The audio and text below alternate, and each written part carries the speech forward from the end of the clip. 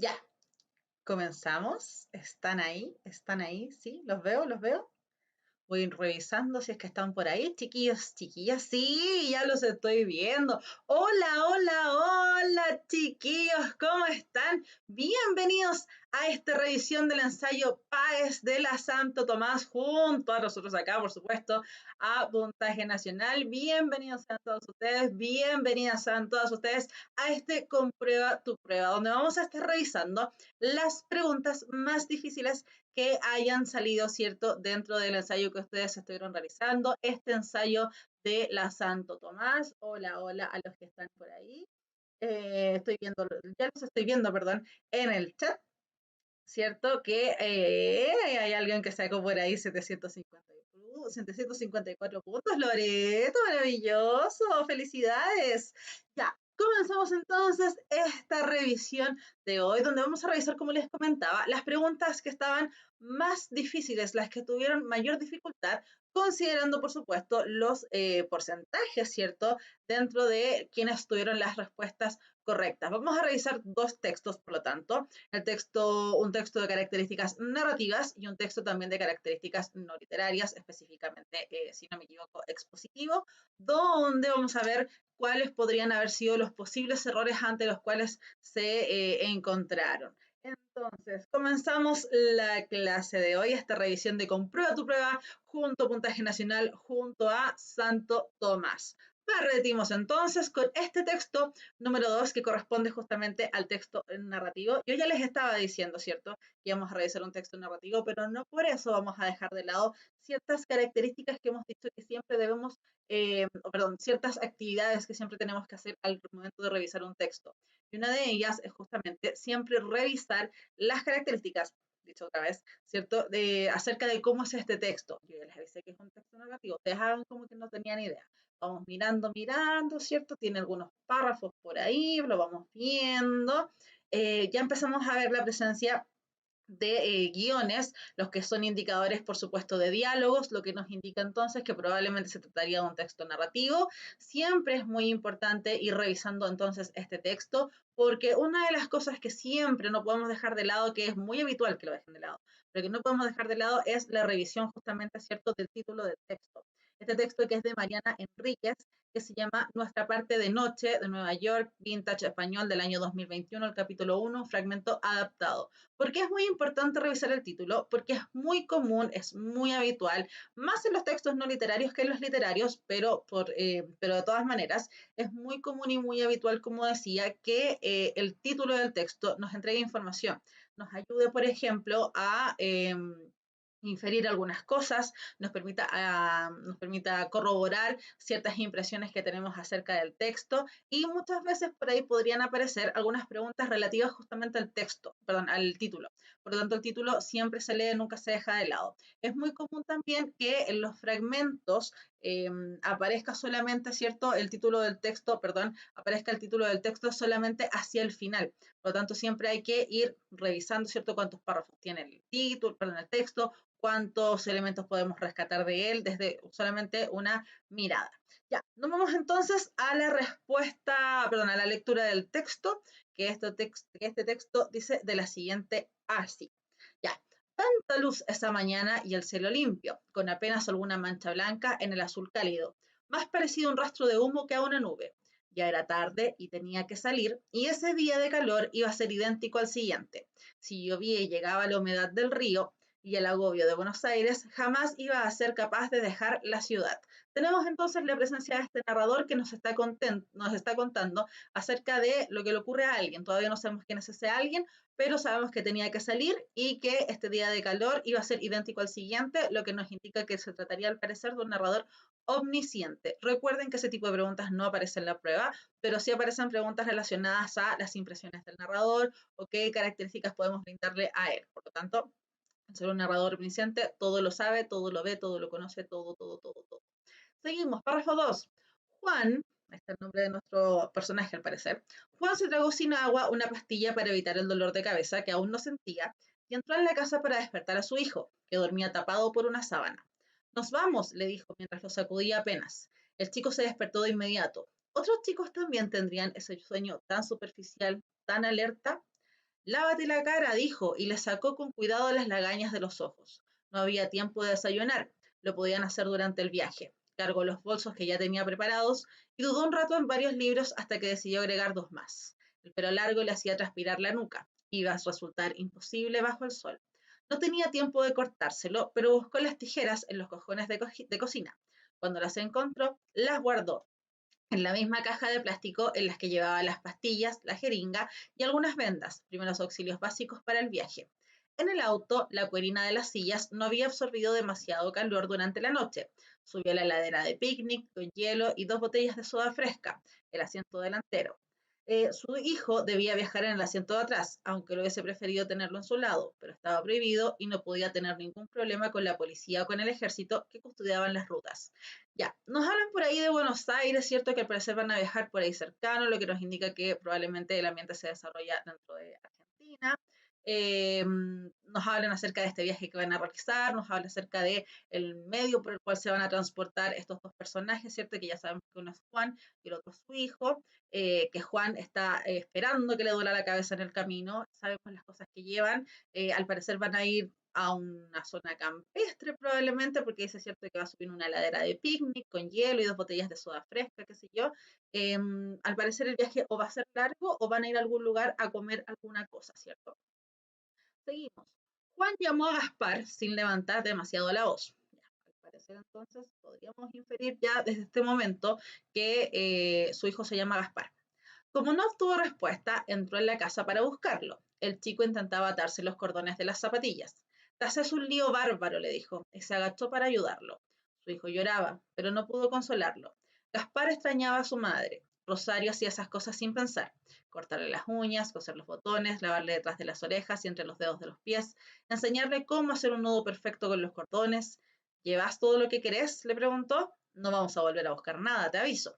Hacía mucho que no manejaba tantos kilómetros. Rosario siempre le insistía con que al menos manejara una vez por semana para no perder la costumbre. A Juan el auto le quedaba chico, como le quedaba chico casi todo. Cortos los pantalones, tirantes las camisas, incómodos las sillas. Ya, tenemos estos personajes, ¿cierto? Y tenemos la presencia también de un tercer personaje que hasta el momento no interviene, pero estamos obteniendo, perdón, información acerca de este personaje que es Rosario, ¿cierto? Quien es la mamá del niño, Gaspar, y no dice, me parece, que sea necesariamente su esposa, pero sí es la mamá de su hijo. Por lo tanto, tenemos ahí una familia conformada o que estuvo conformada, porque todos los verbos que indican las acciones de Rosario están en pasado, estuvo conformada al menos por estas tres personas, ¿cierto? Que sería Juan, Rosario y Gaspar. Ya, seguimos entonces. Tengo hambre, dijo Gaspar, luego de que arrancaron. Ya, se subieron entonces al auto, porque arrancaron, ¿cierto? Se subieron al auto. Tengo hambre, dijo Gaspar luego de que arrancaron. Yo también, pero vamos a parar para desayunar en un lugar genial. Dentro de un rato, ¿está bien? Si no como vomito. Y a mí me duele la cabeza si no como. Aguantá. Es un rato. No mires por la ventanilla que te mareas más todavía. Él mismo se sentía peor de lo que quería reconocer. Los dedos de las manos le hormigueaban y reconocía las palpitaciones erráticas de la arritmia en el pecho. Se acomodó los anteojos oscuros y le pidió a Gaspar que le contara el cuento que había leído la noche anterior. A los 6 años ya sabía leer muy bien. No me acuerdo. Sí que te acordás. Gaspar le contó sobre una reina de la selva que cantaba cuando caminaba entre los árboles y a todo el mundo le gustaba escucharla. Un día vinieron soldados y la atraparon y pasó una noche encerrada y se escapó. La acusaron de bruja y la quemaron. La ataron a un árbol que se prendió fuego, pero a la mañana, en vez del cuerpo, encontraron una flor roja. Un árbol de flores rojas. Sí, un árbol. ¿Te gustó la historia? No sé, me dio miedo. Ese árbol se llama ceibo. Por acá no hay tantos, pero cuando vea alguno te lo muestro. Cerca de la casa de tus abuelos hay un montón. Por el espejo retrovisor vio que Gaspar fruncía el ceño.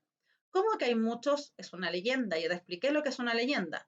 Entonces la chica no existe. A lo mejor existió, pero la historia de las flores se cuenta para recordarla, no porque haya pasado de verdad. Entonces, ¿pasó de verdad o no? Las dos cosas, sí y no. Le gustaba ver cómo Gaspar se ponía serio y hasta enojado, cómo se mordía al costado del labio y abría y cerraba una mano. ¿Ahora queman a las brujas también? No, ya no, pero tampoco hay muchas, dijo Juan, perdón, pero tampoco hay muchas brujas ahora. Era fácil salir de la ciudad un domingo de enero por la mañana. es un domingo de enero por la mañana, por ende. Antes de lo que esperaba, los edificios quedaron atrás y aparecieron los árboles y el campo. Gaspar ya dormía y a Juan el sol le quemaba el brazo como un padre común de un fin de semana de club y paseo. Pero no era un padre común. Las personas a veces lo sabían cuando lo miraban a los ojos, cuando hablaban con él un rato. Estacionó frente a un restaurante. Vamos a desayunar, le dijo a Gaspar, que se despertó de inmediato y se restregó los ojos azules, enormes, un poco distantes. Terminamos entonces la lectura. Esta lectura, cierto, de una obra de Mariana Enríquez que se llamaba Nuestra parte de noche, perdón, Nueva York, Vintage Español del año 2021, capítulo 1, fragmento adaptado. Ya, entonces, este texto, como pueden estar revisando justamente ahí, corresponde al segundo texto del que se enfrentaron en la prueba, ¿cierto?, de Santo Tomás, donde encontramos, como decíamos, ante un texto de características narrativas, tenemos dos personajes, un papá con su hijo, ¿cierto?, Juan y Gaspar. Las cosas que podemos ir rescatando acerca de cada uno de ellos es que Juan es el papá, ¿cierto? Eh, Tiene ciertas incomodidades físicas, ciertas dolencias físicas, que le quema el brazo, que siente hormigueos en las manos, que eh, siente una cierta arritmia cardíaca, estaba esperando que le doliera la cabeza, ¿cierto? Este hijo que tiene 6 años, que le gusta leer, que leyó una historia de la bruja, ¿cierto? Sabemos que se pone un poco enojado, podríamos decir tal vez, acerca de cuando no entiende las cosas, que se despierta muy rápido, también lo menciona el papá por ahí. Eh, y así sucesivamente. Ese tipo de actividad siempre tenemos que realizarla cuando nos enfrentemos a un texto de características narrativas. ¿Por qué? Porque de esa manera ya nos vamos adelantando a las posibles preguntas que podrían salir, justamente, ¿cierto?, dentro del instrumento. De hecho, estoy leyendo justamente lo que comenta Juan Chavarría, que dice que en este texto me entretení leyendo, porque no me imaginaba leyendo los personajes. Sí, efectivamente, yo también me iba imaginando los personajes mientras los iba leyendo. De hecho, por ejemplo, si tuviésemos que hacer una inferencia acerca del texto, una inferencia en la que podríamos caer muy fácilmente es que este papá es un papá soltero o un papá viudo, ¿cierto? ¿Por qué? Porque nos hablan de esta Rosario, recuerden, ¿cierto? De que lo mencionamos como una especie de tercer personaje, pero ella no interviene en la obra, simplemente la nombra. ¿Por qué podríamos inferir tal vez que Rosario o ya no está en compañía de Gaspar y Juan, ¿cierto? Ya sea porque se fue o porque enviudó, es a través de lo que mencionábamos hace un rato. Cuando se menciona a Rosario en relación a las cosas que hacía por el niño Gaspar, ¿cierto? Su hijo que le cortaba las uñas, que le lavaba detrás de las orejas, etcétera, etcétera. Lo que veíamos era la presencia de muchos verbos en pasado. En esta última parte del texto, que es justamente la que están viendo en este momento en pantalla, se menciona que Juan no era un padre común y que las personas a veces lo sabían cuando lo miraban a los ojos. No sabemos qué pasó con Rosario. Podríamos inferir, en realidad, cierto que Rosario ya no está, pero estaríamos cayendo en un terreno que está muy colindante a la suposición. Y de hecho, incluso podríamos decir, derechamente es una suposición, porque nada nos permite corroborar, no afirmar, sino que corroborar que Rosario ya no existe, ya sea porque se fue, ¿cierto? O porque dejó el plano terrenal, que se murió. Así que ojo con eso, está muy colindante, insisto, siempre las inferencias tienen que ser corroboradas con la información del texto. ¿Podemos suponerlo? Sí, lo podemos suponer, pero no podemos en ningún caso decir efectivamente que hay una inferencia correcta de que Rosario se murió, ¿cierto? Que es probablemente muchas las que dijeron que fueron muchos los que pensaron justamente que estaban por ahí. Ya, entonces, vamos a la pregunta 14, justamente, ¿cierto? Que estoy viendo ya que varios dicen que en ese texto se equivocaron harto. Ya, vamos a la pregunta 14, que fíjense la cantidad de personas que acertaron o que lograron superar esta pregunta. Solo el 13,3% del universo de los estudiantes que rindieron esta prueba en Santo Tomás, ¿cierto? Logró superar esta pregunta. Es decir, fue al parecer una pregunta de características bastante complejas. La pregunta decía así, en el texto anterior, la expresión, te haces un lío bárbaro, alude a que a Gaspar, esa frase la dice Juan en relación a su hijo Gaspar.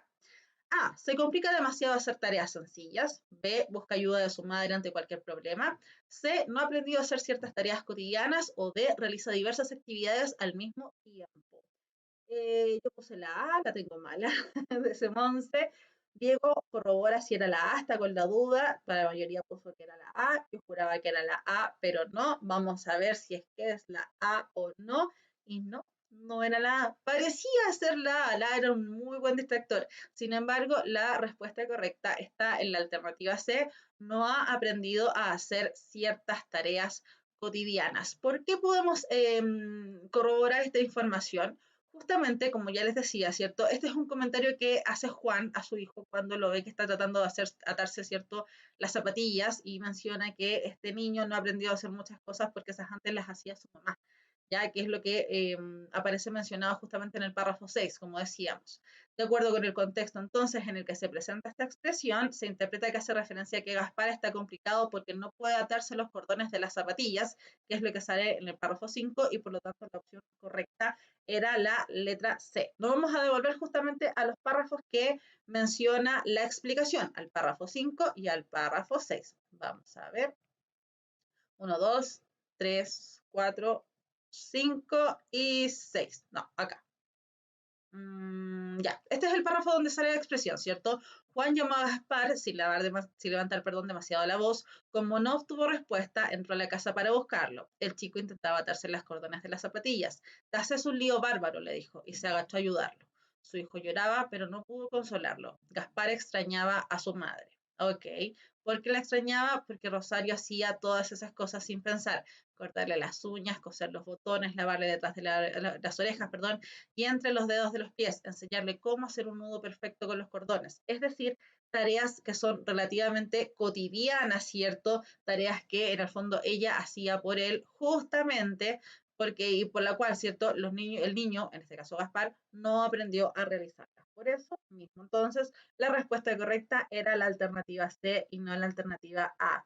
Insisto, la alternativa A era una muy buena, un muy buen distractor, se complica demasiado para hacer cosas sencillas, pero es que en este caso no es que se complique, el niño simplemente no lo estaba pudiendo hacer, por lo tanto no había aprendido. Ahí está la diferencia entre la alternativa A y la alternativa C. La A nos dice, se complica demasiado para hacer cosas sencillas. No es que se complique, es que no lo está logrando definitivamente.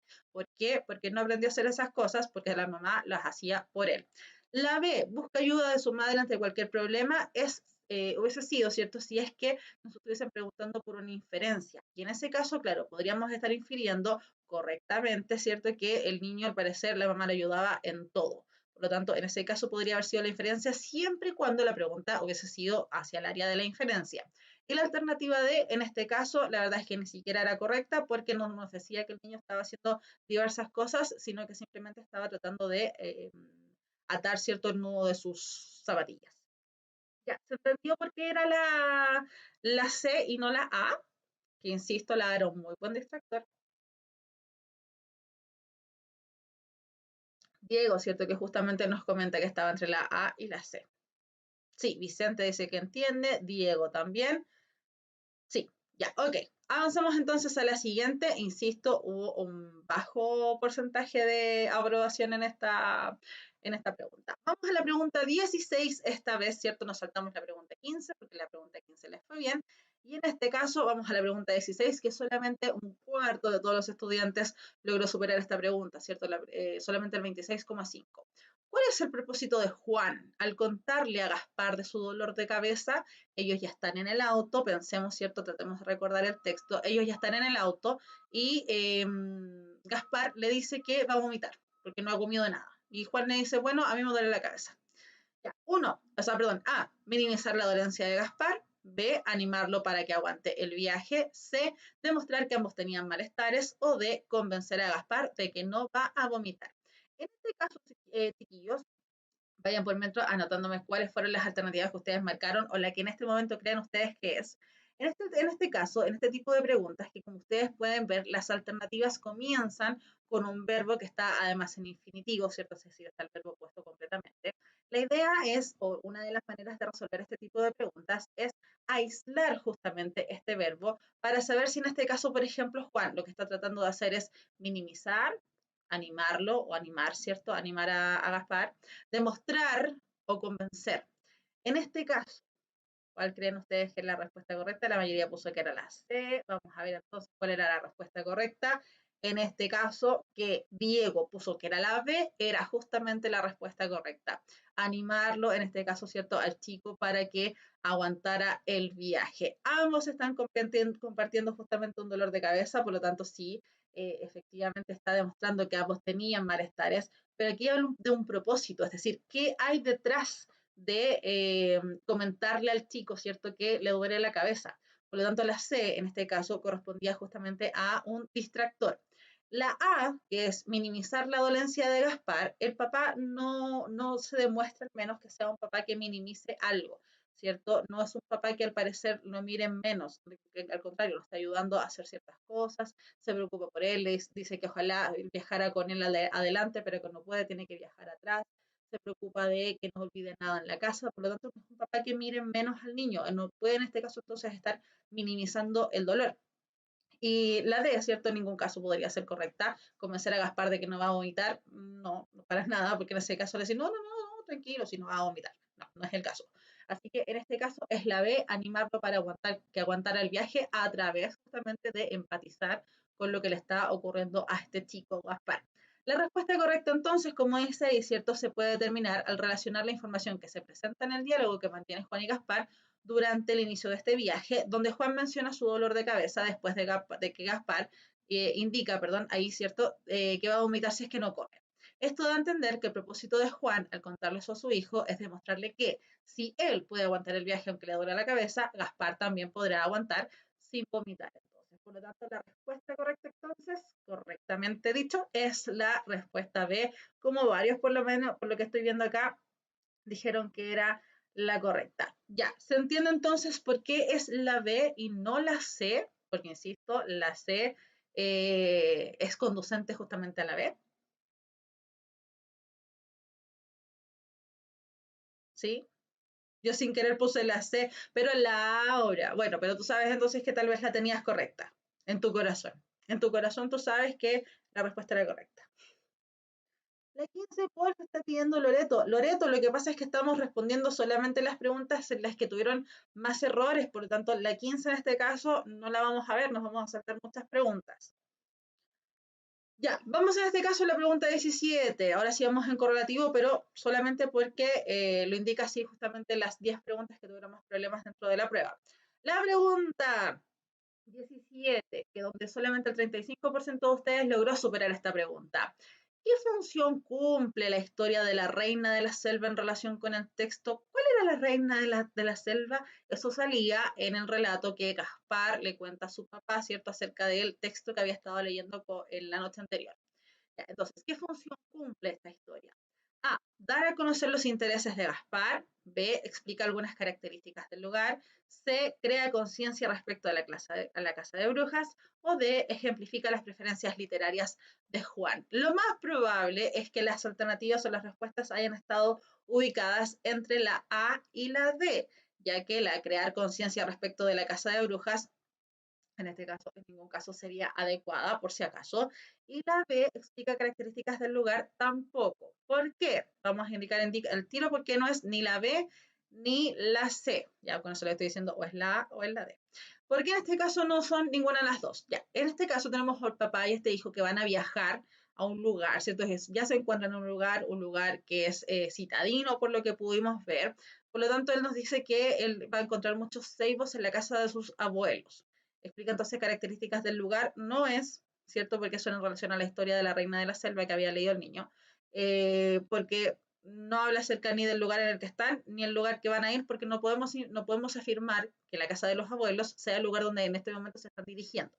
Crear conciencia con respecto a la casa de brujas tampoco, ¿cierto? Porque dice la pregunta, ¿qué función cumple la historia de la reina de la selva en relación con el texto completo? El texto nos habla acerca de la casa de brujas, por lo tanto la C no puede ser. Vamos a ver cuál será entonces la respuesta correcta y tal como están diciendo ahí en el chat, la respuesta correcta era la letra A, dar a conocer los intereses de Gaspar. A través justamente de esa parte del texto donde se cuenta esta historia de la reina de la selva, nosotros podemos ir tomando más informaciones acerca de Gaspar, de cómo es Gaspar y esta vez desde lo que nos cuenta el narrador, ¿cierto? en relación a él. Como decíamos, en este caso se debe buscar la relación entre la historia de la reina de la selva y el resto del texto, la que aparece en el contexto de una conversación donde el papá le pregunta al hijo por la historia que habían leído la noche anterior. Además de exponer la trama de la historia, esto nos permite saber más sobre Gaspar. Lee muy bien a sus 6 años y su opinión respecto a la historia en sí. En este caso, entonces, se nos permite conocer más acerca de Gaspar. Diego está haciendo ahí un resumen también, que me parece muy adecuado comentarlo, que ese Gaspar era el niño, así que significa que el interés fue de él. El padre solo le pide que se lo cuente, exactamente. Muy bien. Muy bien, Diego, es correcto el análisis que estás haciendo. Ya, vamos esta vez a la pregunta 18, donde el 34,9 de ustedes logró superar esta pregunta. Esta habilidad, como ustedes pueden ver, a diferencia de las habilidades anteriores que estuvimos viendo, que eran de relacionar e interpretar el texto, habla de la habilidad superior de evaluar y reflexionar. Por lo tanto, es una pregunta que debiese ser o pareciera ser tal vez un poco más compleja. La pregunta entonces es, ¿cuál es la actitud de Juan durante el viaje? Es decir, desde que se sube en el auto hacia adelante. En este caso, recuerden, también muy similar a las estrategias que utilizamos en la pregunta anterior. Fíjense que aparece una palabra, ¿cierto?, que está separada del resto del texto, en este caso extrañeza, entusiasmo, incomodidad, preocupación, y después se lee una explicación con respecto a esa misma palabra que aparece ahí. Esto se conoce como enmarcar una palabra. Entonces, la idea es que siempre también vayan revisándolo, vayan escaneando de alguna manera, ¿cierto?, las alternativas y revisen si es que Juan sentía extrañeza, entusiasmo, incomodidad o preocupación.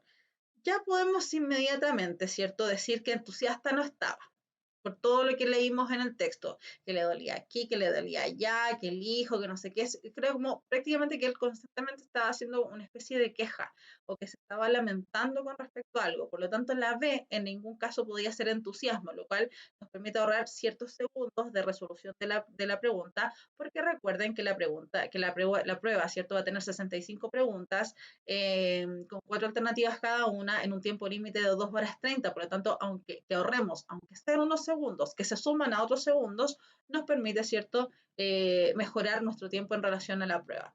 Ya, por lo tanto, insisto, la alternativa B no es porque entusiasmo no siente. Extrañeza, pues las cosas no salieron como lo había planeado. Incomodidad, pues su estado emocional le impide estar centrado. O preocupación, pues se esmera por hacer del viaje una buena experiencia.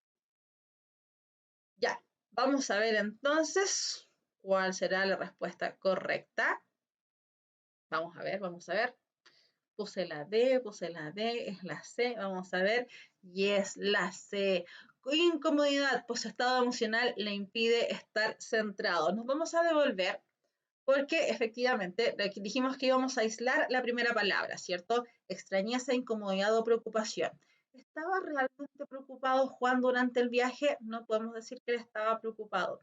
Se preocupó antes del viaje, ¿cierto? Porque dijo, ya no nos vamos a devolver cuando vayamos. Él llevaba ciertos libros y al final echó 2 más. Se esmeraba porque el hijo estuviese todo listo, pero eso fue previo al viaje. Por lo tanto, una preocupación, pues se esmera por hacer del viaje una buena experiencia. No, preocupación indica eso, preocuparse, ocuparse antes. Por lo tanto, preocupación no es. Extrañeza, pues las cosas no salieron como lo había planeado. No sabemos cómo lo había planeado. En ninguna parte nos indica cómo había planeado Juan el viaje. Por lo tanto, extrañeza tampoco podía ser. Lo que sí siente es incomodidad, tal como es la respuesta C, ¿cierto?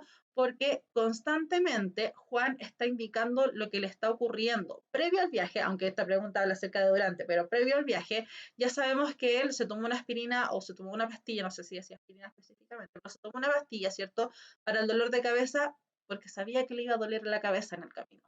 Después, ¿cierto?, nos habla de que se le quema el brazo al sol. También sabemos, ¿cierto?, que siente cierto malestar, me parece que decía estomacal, si no me equivoco, y también siente cierto malestar en el corazón. Por lo tanto, en este caso, todas esas indicaciones son marcas textuales de la incomodidad que sufre justamente Juan durante este viaje, ¿cierto? Que le suda las manos, que siente arritmia, como decíamos, y de esa manera entendemos justamente que esto se puede relacionar con su estado emocional, por lo que conversa con su hijo para distraerse, ¿cierto? Esa es la finalidad de hablar con su hijo, distraerse, y además de eso, también recuerden que en este caso, Juan, al final del texto nos habla acerca de que no es un padre convencional, que la gente lo sabe cuando lo mira, y así sucesivamente, lo cual nos indica efectivamente que él está incómodo con este viaje que está realizando. Ya. Veamos.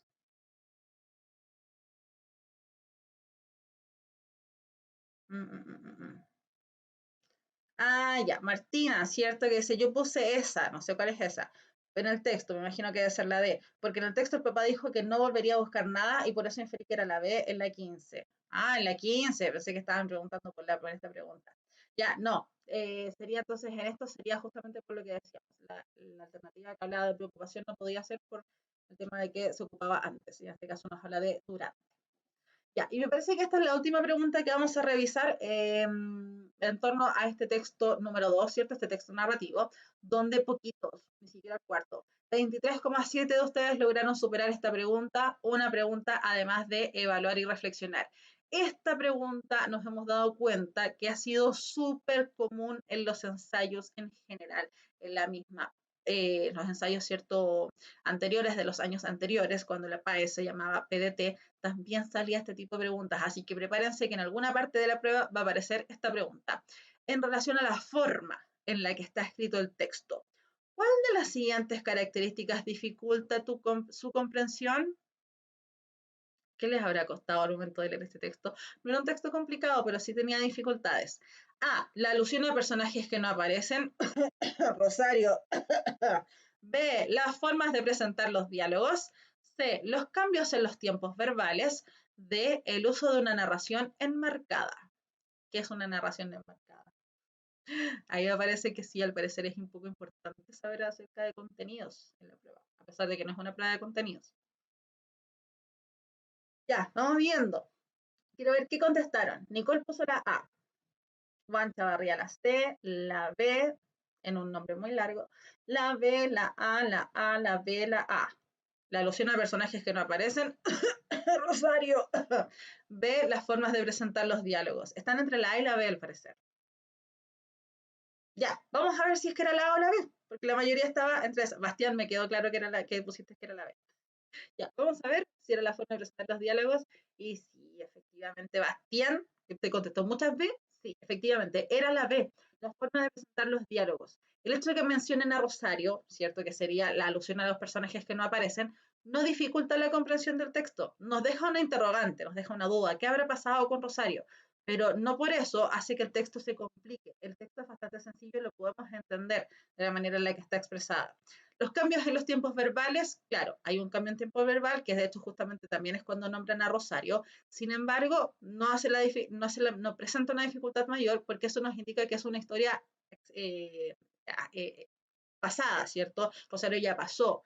El uso de una narración enmarcada, tampoco, si bien en una narración enmarcada, que es cuando se habla acerca de Rosario, también al mismo tiempo, no nos da cuenta en este caso de una dificultad, porque esa historia, incluso si la sacáramos, no permitiría, no alteraría, digamos, el texto mismo. Pero en este caso, sí, la respuesta correcta, perdón, era la letra B, la forma de presentar los diálogos. Porque no sé si se alcanzaron a dar cuenta, pero en muchas ocasiones el narrador nos decía lo que hablaban, ¿cierto? Los personajes. El papá le dijo tal cosa a Gaspar, Gaspar le respondió tal cosa al papá. Y otras veces nos presentan los diálogos directos, ¿cierto? Que son los diálogos que utilizan ya sean comillas o ya sean guiones o cualquier marca textual que nos indique justamente la presencia de diálogos. Entonces, en ese estilo, que se conoce como estilo indirecto libre en narración, justamente hace que los diálogos, perdón, hace que las narraciones presenten cierta dificultad, porque a veces nos cuesta saber quiénes son las personas que están hablando. Incluso si se fijan, nos vamos a devolver a una parte en particular del texto, perdón por esto, yo sé que se ve feo, pero es que quiero que se note la diferencia. Fíjense que en todos estos párrafos no hay presencia de quién dijo qué, ¿Cómo que hay muchos? Es una leyenda, ya te expliqué lo que es una leyenda. Entonces la chica no existe, a lo mejor existió, pero la historia de las flores se cuenta para recordarla, no porque haya pasado de verdad. Entonces, ¿pasó o no? Las dos cosas, sí y no. Fíjense que en ninguna parte el narrador nos explica quién está mencionando ese diálogo. Nosotros lo podemos inferir a través de la narración, ¿cierto? A través del miponeo de palabras, porque sabemos que hay solamente dos personajes interactuando, pero eso igual de alguna manera complejiza la lectura de este texto. Por lo tanto, la respuesta correcta en este caso era justamente la respuesta B, ¿cierto? Las formas de presentar los diálogos. Ya, es que los diálogos estaban bastante desordenados, dice Loreto. Sí, efectivamente, hay alguna dificultad en estos diálogos.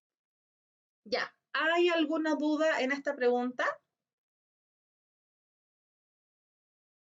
¿Se entendió? Porque era la B.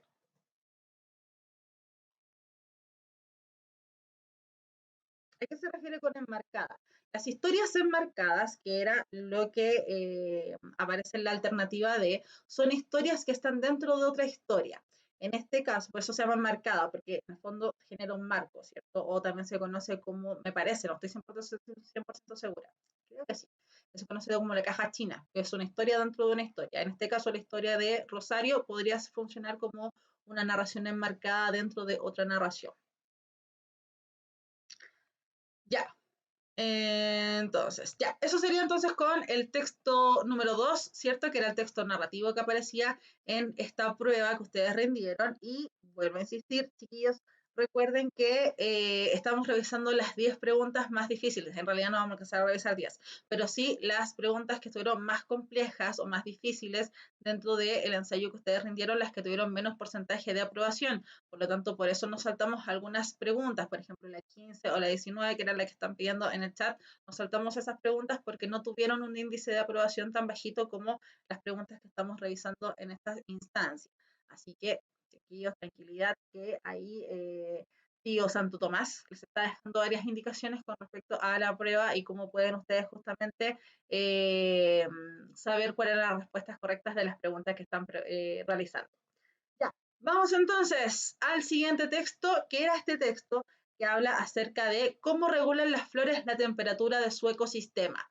Ya, este texto, vamos a hacer exactamente el mismo ejercicio que hicimos la vez anterior, que es revisar, ¿cierto?, el texto, ir viendo si es que aparece algún diálogo, no aparece ningún diálogo, por lo tanto, se trataría de un texto de características no literarias, al parecer, ¿cierto? Vemos cómo se llama el texto, este texto de Alberto Quero, cómo regula las flores la temperatura de su ecosistema, que estaba presente en el país, salió el día 29 de julio del 2021, es un fragmento adaptado y nuevamente al inicio esta vez del texto nos dicen cómo regula las flores la temperatura de su ecosistema. Ya, vamos a leer este texto que presentaba cierta dificultad, que era más que nada en torno a las palabras utilizadas, era más que nada en relación a el uso de números, ¿cierto? Las personas que no son muy buenas para los números, tal vez se puedan haber complicado un poco. Así que vamos a ir viendo. Ya, ¿cómo regulan las flores la temperatura de su ecosistema? La presencia de las flores en un prado es un factor diferencial. Lo es no solo con respecto a la estética, sino también con respecto al clima y la humedad, según ha descubierto un estudio llevado a cabo por un grupo de investigadores estadounidenses. El texto se llama ¿Cómo regulan las flores la temperatura de su ecosistema? Ya nos están introduciendo el tema, ¿cierto? Nos dicen, vamos a hablar de un estudio. Aquellos suelos cubiertos con flores reflejaban una mayor radiación solar que aquellos campos con otra vegetación, lo que les hacía tener hasta 1,2 grados centígrados menos de temperatura y un 1% más de humedad. Estas variables, a su vez, repercuten en las condiciones de vida para la fauna y el resto de la flora de ese territorio, y según los autores del trabajo, podrían ayudar a combatir el calentamiento global a pequeña escala. Seguimos. La investigación se realizó en el Laboratorio Biológico de las Montañas Rocosas, ubicado en Colorado, Estados Unidos, a 2.900 metros de altura. Para ello, se delimitaron 20 parcelas de 2 metros de lado.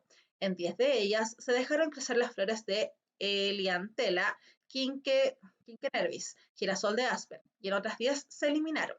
En estas parcelas, las flores sobresalían por encima del resto de la vegetación, por lo que eran las primeras en recibir la radiación solar. Cada una de estas zonas estaba rodeada por otra parcela circular de 14 metros de diámetro con las mismas condiciones. con o sin flores, que formaba parte de otro experimento. El estudio comenzó en 2015 y se prolongó hasta 2019. Sin embargo, los datos correspondientes a 2016 no se incluyeron por problemas logísticos y una helada del 2018 dañó gran parte de las flores, por lo que la muestra se limita a los datos recabados 2015, 2017 y 2019. Todas las mediciones de esos años se hicieron a pleno sol y en el momento álgido de floración. Así como está el texto, que este es el segundo párrafo recién, ya vemos que se trata de un texto de características expositivas. ¿Por qué? Porque nos están comentando en este párrafo, por ejemplo, cómo se desarrolló el experimento, ¿cierto? En qué consistía, las limitaciones que tenía el experimento en sí mismo y justamente incluso los problemas que tuvo el experimento, dónde se hizo, con qué características y así sucesivamente, lo que significa que nos están exponiendo, ¿cierto? Las características del título del texto, que era cómo las flores influyen en la temperatura. ¿Ya? Entonces, seguimos con el párrafo 3. La clave está en la cantidad de radiación que reflejan los objetos, lo que se conoce como albedo. Los cuerpos claros reflejan una mayor cantidad de luz, mientras que los oscuros la absorben y la transforman en calor. Del mismo modo, las superficies brillantes reflejan una mayor cantidad de luz que las de color mate. Alfonso Blasquez Castro, profesor del Departamento de Biología de la Universidad Autónoma de Madrid, y uno de los autores del estudio, sobre el que ha publicado un artículo en The Conversation, explica que hasta ahora se había tenido en cuenta el efecto de que la superficie fuera más o menos brillante o más o menos oscura con respecto al hielo de los polos o los cambios de vegetación entre la primavera o el otoño. Pero a nadie se le había ocurrido que las flores, que presentan unos colores muy distintos al cuerpo de la planta, podían tener también un efecto sobre el entorno donde están. Ya, en este caso, chiquillos, ya estoy leyendo el comentario que hizo Nicole, ¿cierto? Que dice, no es relevante en el texto, pero al subrayar pueden solo hacerlo con nombres, fechas, lugares y porcentajes o números importantes. ¿Se alcanza a ver ahí? Sí, todo el rato sí. Nicole, no se alcanza a ver el dedo. Ya, pero sí, todo el rato sí. Aquí aparecen muchos nombres, muchos porcentajes. Son cosas que tendrían que estar justamente subrayando, destacando de alguna manera, porque esa es la finalidad de esa técnica, ¿cierto? Subrayar o destacar. Aparecen varios nombres, es muy probable que les pregunten por nombres, por lo tanto, es una muy buena alternativa. Ya, seguimos con el párrafo, si no me equivoco, 4. Según apunta el informe, el momento en el que las plantas reverdecen y maduran afecta la absorción de carbono, al intercambio de agua y al albedo de la superficie terrestre. Recuerden que en el párrafo anterior nos comentaron lo que significaba albedo. Tres factores que condicionan el microclima de un territorio.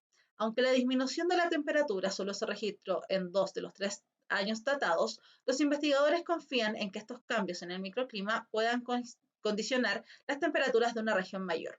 En grandes plantaciones para uso comercial, como las de maíz, la soya o el girasol, sí tenemos muchos miles de hectáreas plantadas, expone Blasquez. De hecho, el hecho de que esas plantas puedan reflejar mayor o menor cantidad de luz sí que puede tener un efecto importante en la temperatura de la región. Es relativamente obvio a la luz de los resultados, pero es algo que habrá que demostrar. Otro aspecto sobre el que quieren seguir investigando es cómo estos pequeños cambios afectan a las especies que habitan esas zonas y al resto de la vegetación. Suponemos que si aumenta la temperatura y disminuye la humedad, lo previsible es que esto suponga un cierto estrés para todas las formas de vida de ese terreno, cuenta Blasquez. El autor confiesa que la idea del equipo era profundizar en ese aspecto a lo largo del año, pero la ola de calor que arrasó Estados Unidos y Canadá a principios de julio ha acabado con la mayor parte de las flores. A futuro, el equipo también necesita confirmar si este proceso de enfriamiento se produce también en otros ecosistemas.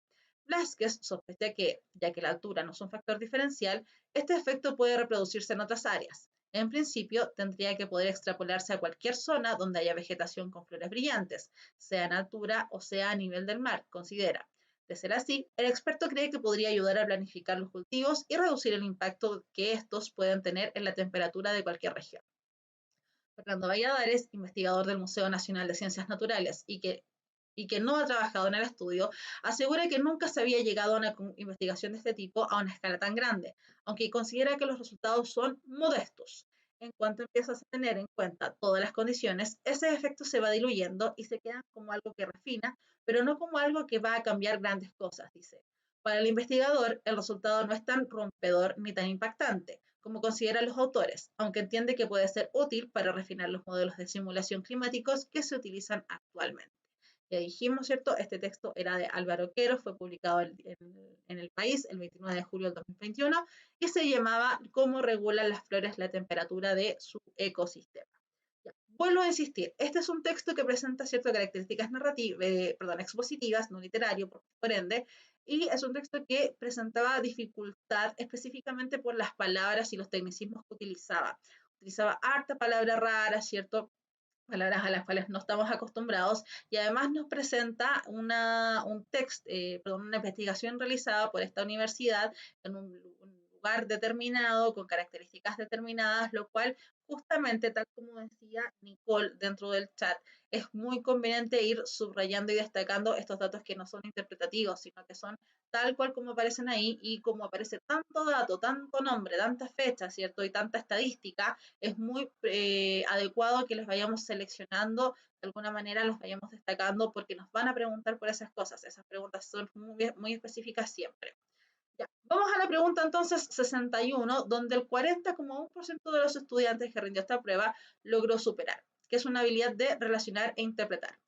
¿Cuál de los siguientes enunciados sintetiza el contenido del segundo párrafo? Es bien específica la pregunta y nos habla de cómo podríamos resumir básicamente el párrafo 2. En el estudio se consideraron las condiciones medioambientales.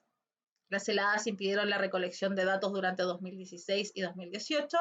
El problema logístico ocurrido en 2016 afectó negativamente el estudio, o el estudio se realizó teniendo en cuenta unas condiciones determinadas. ¿Cuál creen ustedes que era la respuesta correcta? Porque recuerden, fíjense que ni siquiera el 50% de los estudiantes lograron superar. Bastián, muy insistentemente, dice que es la D. ¿Le haremos caso a Bastián? ¿Será la D? Vamos a ver si es que era la D. Y sí, efectivamente, los que están anotando que era la D en el chat, era la D, efectivamente. ¿Por qué? Porque es el párrafo, o perdón, es la alternativa, en realidad es el enunciado, que es más general que cualquiera de los otros párrafos, enunciados que aparecía ahí. El estudio se realizó teniendo en cuenta condiciones determinadas. Justamente nos detuvimos en ese párrafo y les dije, este párrafo lo que está haciendo es determinar el estudio, decirnos cómo era, ¿cierto? Qué características tenía, etcétera, etcétera. ¿Qué características tenía? En este párrafo, ¿cierto? El párrafo 2, el autor describe las condiciones en las que se realizó el estudio sobre las flores que habla el texto. El estudio fue desarrollado por el Laboratorio Biológico de las Montañas Rocosas, ubicada en Colorado, Estados Unidos, a 2.900 metros de altura. Para hacerlo se delimitaron 20 parcelas de 2 metros de lado, en la mitad de ellas se dejaron crecer flores, en la otra mitad no, y así sucesivamente. Nos dieron un montón de información, que el estudio duró desde el 2015 al 2019, pero que el 2016 ni el 2018 lo consideraron porque cayeron unas heladas. Habla de muchas cosas. Por lo tanto, lo que hace es hablar acerca de las condiciones del estudio, cuáles, ¿cierto?, las que fueron condicionando lo que había pasado. El problema que ocurría con la alternativa A, B y C era exactamente el mismo en los tres casos, que es que son muy específicos, no logran sintetizar, es decir, no logran resumir todo el párrafo en cuestión. La alternativa D es la única que logra justamente hacer esta actividad, que lo que pedía era, como ya decíamos, ¿cierto?, sintetizar, es decir, resumir, condensar toda la información que aparecía ahí en poquitas palabras que lograran justamente englobar todo lo que se estaba presentando en ese párrafo como información. Eh, Loreto pregunta, ¿por qué hay condiciones determinadas y no condiciones medioambientales? Porque ellos de alguna manera igual intervienen dentro del paraje, porque ellos delimitaron, ¿cierto?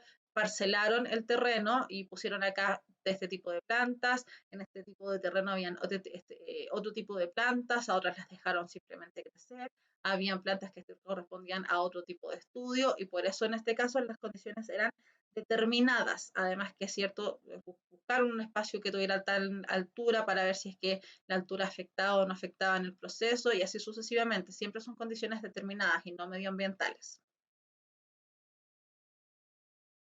Ah, Loreto está preguntando por la A. Ya, es por eso. Porque en el estudio se consideraron condiciones medioambientales. En este caso, ellos limitaron esas condiciones medioambientales. Ellos fueron parcelando el lugar, el espacio donde estaban haciendo las cosas. Es por eso. Ya, vamos a la pregunta 63, nos saltamos la 62, porque aquí también hubo una baja superación de la pregunta, solamente el 27,9. Es una pregunta de relacionar e interpretar, que son preguntas que no debiesen ser tan difíciles. En relación con el texto, el primer párrafo cumple la función de, aquí nos dicen, piensa en todo el texto, piensa en el párrafo 1. ¿Qué función cumple ese párrafo dentro de todo lo que hay ahí? Pensémoslo de otra manera. Pensemos que todo el texto es nuestra cara. ¿Qué función cumple solamente el ojo derecho? Eso nos están preguntando. En relación al resto de la cara, ¿qué función cumple el ojo derecho? A. Contextualizar los parámetros que se tuvieron en cuenta para el estudio sobre las flores. B. Identificar las variables a las que se enfrentaron los realizadores del estudio sobre las flores. C. Especificar los motivos que justifican el estudio sobre las flores y su relación con la temperatura. O D. Presentar las conclusiones obtenidas del estudio sobre las flores y su relación con la temperatura. Esta pregunta estaba difícil. Inmediatamente les digo, era una pregunta difícil. Ya, de la misma manera como se los comentaba hace un rato, ¿cierto? La idea es que este tipo de preguntas no nos demoremos tanto en responderlas.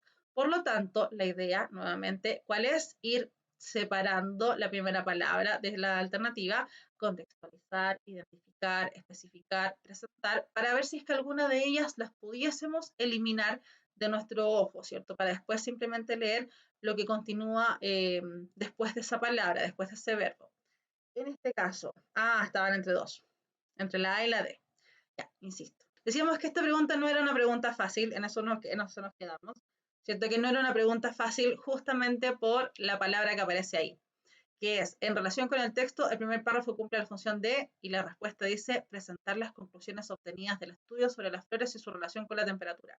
Si aparece la palabra conclusiones, nosotros nos esperamos que eso no sea la función de un primer párrafo, justamente porque dice conclusiones. Y si nosotros pensamos en las características que tiene cualquier texto, sobre todo un texto de características no literarias, decimos ya, tienen la introducción, desarrollo, conclusión. La introducción expone, presenta, qué sé yo, el desarrollo amplía todo lo que se presentó al inicio y la conclusión concluye, ocupando la misma palabra que aparece ahí, ¿cierto? Genera, ¿cierto? Un cierre con respecto al texto. Sin embargo, este primer párrafo justamente lo que hacía era exponer cuáles fueron las conclusiones a las que se llegó con el estudio, ¿cierto? Que era acerca de las flores, y además también, ¿cierto? Lo que hacía era hacer una especie de resumen de todo lo que iba a venir después en el texto, porque si se fijan después, el resto del texto, ¿cierto? En relación con el texto, esa es el enunciado de la pregunta. El resto del texto lo que hace es contar de qué se trató el estudio, cómo lo hicieron, qué características tenía, cuáles son los posibles logros que va a tener este estudio, cuáles son las críticas que se le hicieron al estudio y así sucesivamente. Por lo tanto, lo que se presenta acá, como ya decíamos, es presentar las conclusiones obtenidas del estudio sobre las flores y su relación con la temperatura. Por eso es una pregunta, digamos, de alguna manera más compleja que las demás. Y ahora sí, tomamos a la última pregunta de esta revisión del ensayo de competencias lectoras de Santo Tomás. ¿Cuál fue esta pregunta? ¿Cuál es el tema del penúltimo párrafo? Nos vamos a devolver ya al penúltimo párrafo, justamente para mirar qué era lo que decía. Este es el penúltimo párrafo. Dice, a futuro, el equipo también necesita confirmar si este proceso de enfriamiento se produce también en otros ecosistemas. Blasquez sospecha que, ya que la altura no es un factor diferencial, este efecto puede reproducirse en otras áreas. En principio, tendría que poder extrapolarse a cualquier zona donde haya vegetación con flores brillantes, sea en altura o sea a nivel del mar, considera. De ser así, el experto cree que podría ayudar a planificar los cultivos y reducir el impacto que estos puedan tener en la temperatura de cualquier región. Ya. Vamos a ver. La pregunta en específico nos habla acerca del tema del penúltimo párrafo. Cuando nos preguntan el tema, nos están preguntando de qué se trata. Esa es la pregunta que tenemos que contestar. ¿De qué se trata entonces este penúltimo párrafo? A. Los factores diferenciales encontrados en la aplicación del estudio. B. Las opiniones de Blasquez al respecto del estudio y sus conclusiones. C. Los aspectos que no pudieron ser tenidos en cuenta para la investigación. O D. Las posibles aplicaciones futuras que surgen de las conclusiones obtenidas. Ya, Josefina dijo que podría ser la B, o que ella al menos había contestado la B. Las opiniones de Blasquez al respecto del estudio y sus conclusiones. Vamos a ver si es que era la B. Que Martina dijo que ella había puesto la B. Y la respuesta, Martina, era la D, no la B. Las posibles aplicaciones futuras que surgen de las conclusiones obtenidas. La B era un buen distractor, sobre todo porque hablaba de Blasquez. Y en este penúltimo párrafo, justamente lo que estamos viendo son las palabras de Blasquez, ¿cierto? Utilizan citas acerca de lo que él mencionaba con respecto a este estudio. Pero si la pregunta es cuál es el tema del penúltimo párrafo, como estábamos diciendo recién, cuando nos preguntan por el tema es de qué se trata. ¿De qué se trata el penúltimo párrafo en este caso? Se trata justamente de las posibles aplicaciones futuras que surgen de las conclusiones obtenidas, que es justamente, si resumimos, ¿cierto?, lo que menciona Blasquez en este párrafo. El sexto párrafo, como es en la explicación, indica que las conclusiones obtenidas en el estudio podrían replicarse a otras áreas donde haya vegetación con flores brillantes, independiente de la altura a la que se haga, confirmando además si este proceso de enfriamiento se produce también en otros ecosistemas. De ser así, Blasquez cree que podría ayudar a planificar los cultivos y reducir el impacto que estos puedan tener en la temperatura de cualquier región. Así entonces, para ir cerrando, ¿cierto? El tema son las posibles aplicaciones que tendría en el futuro la reproducción de las condiciones del mencionado estudio. Por eso la respuesta correcta entonces era la D y no la B, como podrían haber pensado. Los factores diferenciales encontrados en la aplicación del estudio no, porque son lo que podrían hacer a futuro. Los aspectos que no pudieron ser tenidos en cuenta para la investigación no fue mencionado en ese párrafo, por lo tanto la B era justamente, como decíamos, un distractor y la respuesta correcta era la D. Ya, entonces tuvimos un pequeño impasse, pero espero que no les haya costado retomar, ¿cierto? Lo que estábamos haciendo.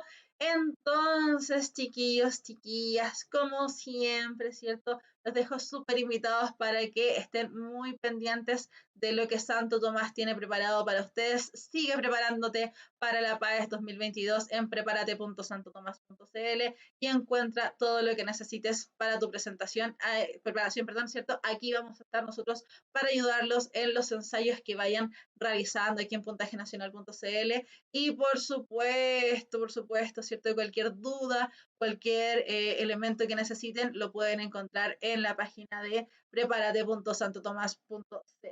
Ya, chiquillos, espero entonces que haya quedado muy claro por qué fueron las preguntas más complejas, más dificultosas y nos vemos en una próxima oportunidad. Que estén muy bien. Un abrazo grande y apretado. Nos vemos en una próxima oportunidad. Adiós. Chao, chao.